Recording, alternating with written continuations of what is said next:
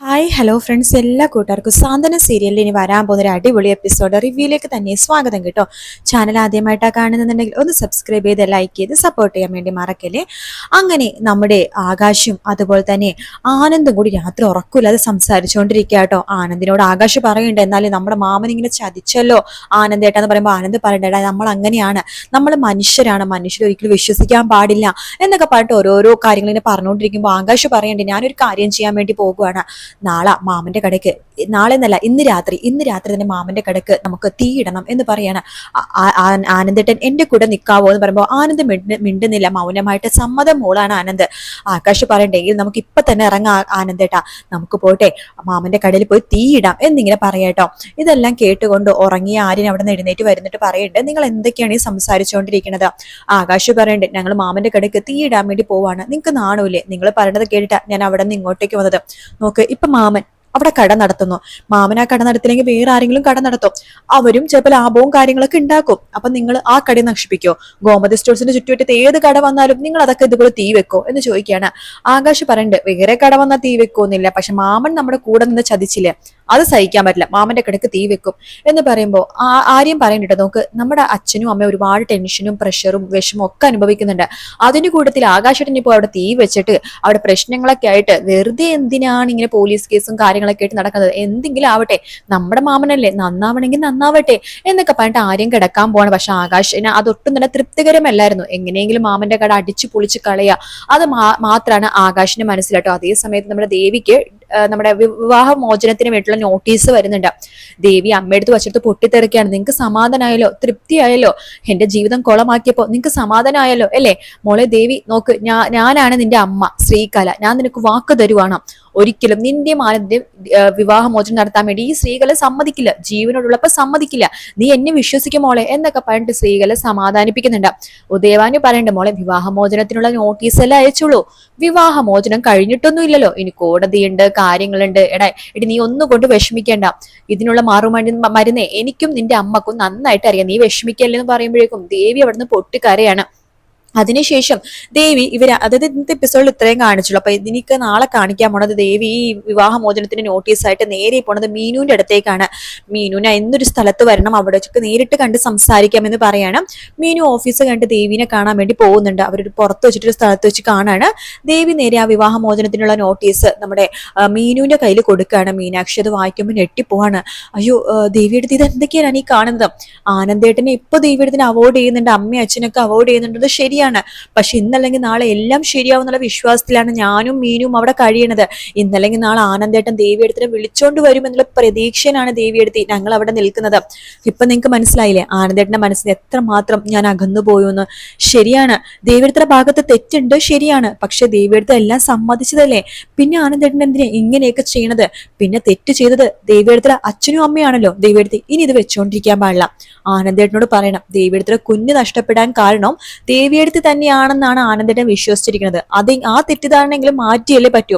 ഞാൻ ആനന്ദേട്ടനോട് പറയും, ദേവിയെടുത്തിലെ കുഞ്ഞ് നഷ്ടപ്പെടാൻ, നിങ്ങളുടെ കുഞ്ഞ് നഷ്ടപ്പെടാൻ കാരണം ഒരിക്കലും ദേവിയെടുത്തിയല്ല, അത് അലോക് കാരണമാണെന്ന്. വേണ്ട മോളെ, ഇതൊന്നും നീ പറയണ്ട. പറഞ്ഞു കഴിഞ്ഞാൽ ആനന്ദേട്ടന്റെ മനസ്സ് മാറുമെന്നില്ല, അതൊന്നാമത്തെ കാര്യം. രണ്ടാമത്തെ കാര്യം പറഞ്ഞത് ആ അലോകും ആനന്ദേട്ടൻ തമ്മിൽ പിന്നെ ഇതിന്റെ പേരിൽ വഴക്കും കാര്യങ്ങളും, കുടുംബത്ത് പ്രശ്നമാകും, പിന്നെയും അച്ഛനും അമ്മക്കൊക്കെ അത് വല്ലാത്ത ബുദ്ധിമുട്ടാകും. ഇപ്പൊ തന്നെ ധർമ്മമാമൻ കട നടത്തിയോണ്ട് തന്നെ ഗോമതി സ്റ്റോഴ്സിന്റെ കച്ചവടം കുറഞ്ഞില്ലേ, അത് തന്നെ ആകെ ടെൻഷനായിട്ടിരിക്കുമ്പോൾ ഇനിയിപ്പോ ഈ വഴക്കൊന്നും വേണ്ട. എനിക്കിത് കണ്ടപ്പോൾ വല്ലാതെ ഷോക്കായിപ്പോയി. നീ സംസാരിക്കുമ്പോൾ എനിക്ക് വല്ലാത്ത സമാധാനം തോന്നുന്നുണ്ട് മീനു, അതുകൊണ്ടാണ് ഞാൻ നിന്നെ കാണിക്കാൻ വേണ്ടി ഈ നോട്ടീസായിട്ട് നേരെ ഇവിടെ വന്നത്. മീനു ദേവിക്ക് വാക്ക് കൊടുക്കാണ്, ഇല്ല ദേവിയെടുത്ത് ഒരിക്കലും ദേവിയെടുത്തിനെ കൈവിടാൻ വേണ്ടി ആനന്ദേട്ടനെ ഞങ്ങൾ സമ്മതിക്കില്ല. എന്തൊക്കെ തരത്തിൽ സംസാരിച്ചിട്ടാണെങ്കിലും ആനന്ദേട്ടനെ ഞാൻ ദേവിയെടുത്തിലേക്ക് തിരിച്ചു കൊണ്ടുവരും. ഞാൻ സത്യം പറഞ്ഞ ദേവിയെടുത്തേക്ക് വേണ്ടി ആനന്ദേട്ടത്തിൽ 2-3 പ്രാവശ്യം സംസാരിച്ചു കഴിഞ്ഞു, പക്ഷെ ഒന്നും ആനന്ദേട്ടൻ കേൾക്കുന്നില്ല. പക്ഷെ എന്തെങ്കിലുമൊക്കെ വഴി കാണിക്കാതിരിക്കില്ല. ദൈവം ദേവിയെടുത്തിന്റെ കൂടെ ആണെങ്കിൽ തീർച്ചയായിട്ടും ഒരു വഴി തെളിഞ്ഞു കാണും. അതിനുവേണ്ടി നമുക്ക് കാത്തിരിക്കാം. ഇതിപ്പോ ഒരു നോട്ടീസല്ലേ അയച്ചുള്ളൂ, അത് അപ്പത്തെ വാശിക്ക് എങ്ങാനും ആനന്ദേട്ടൻ കൊടുത്ത നോട്ടീസ് ആയിരിക്കും.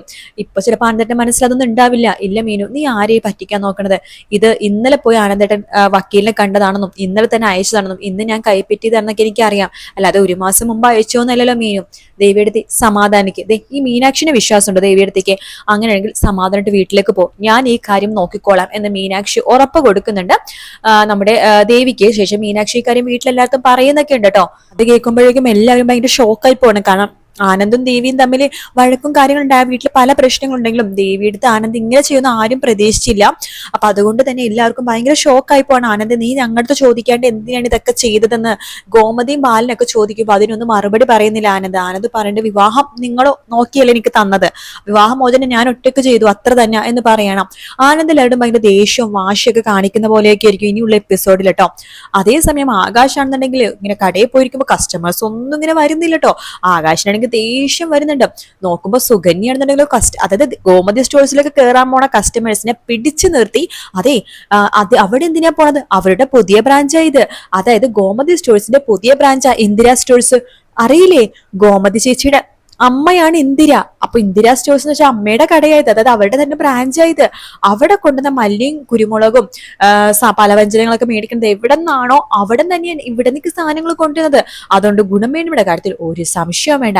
ഇവിടെ നിന്ന് വാങ്ങൂ, ഇവിടെ നിന്ന് 1 കിലോ 1000 രൂപ സാധനങ്ങൾ മേടിക്കണമെങ്കിൽ 1/2 കിലോ എണ്ണ ഫ്രീ, 500 രൂപ സാധനങ്ങൾ വാങ്ങിക്കുകയാണെന്നുണ്ടെങ്കിൽ ഇത്രയും ഡിസ്കൗണ്ട് ഫ്രീ, അങ്ങനെയൊക്കെ പണ്ട് പല പല ഓഫറുകളൊക്കെ കൊടുക്കണം. അപ്പൊ കസ്റ്റമേഴ്സ് എല്ലാം അങ്ങോട്ട് ഇന്ദിര സ്റ്റോഴ്സിലേക്ക് ഇങ്ങനെ പോയിക്കൊണ്ടേ ഇരിക്കാട്ടോ. അപ്പൊ ഇതൊക്കെ തന്നെ ആകാശ് കാണുന്നുണ്ട്. ഓഹോ, പുതിയ തന്ത്രം കൊള്ളാം. എന്തായാലും പെണ്ണായിപ്പോയി, അവിടെ പോയി പ്രശ്നം ഉണ്ടാക്കാൻ പറ്റില്ലല്ലോ. അവിടെ പോയി പ്രശ്നം ഉണ്ടായി കഴിഞ്ഞാൽ പിന്നെ അത് പെണ്ണിന്റെ അടുത്ത് തെറി പറഞ്ഞോ, വഴക്ക് പറഞ്ഞോ, പ്രശ്നമായ ആ പെണ്ണ് അങ്ങനെ നോക്കി ഇങ്ങനെ നോക്കി പല കേസുകളും വരുമല്ലോ.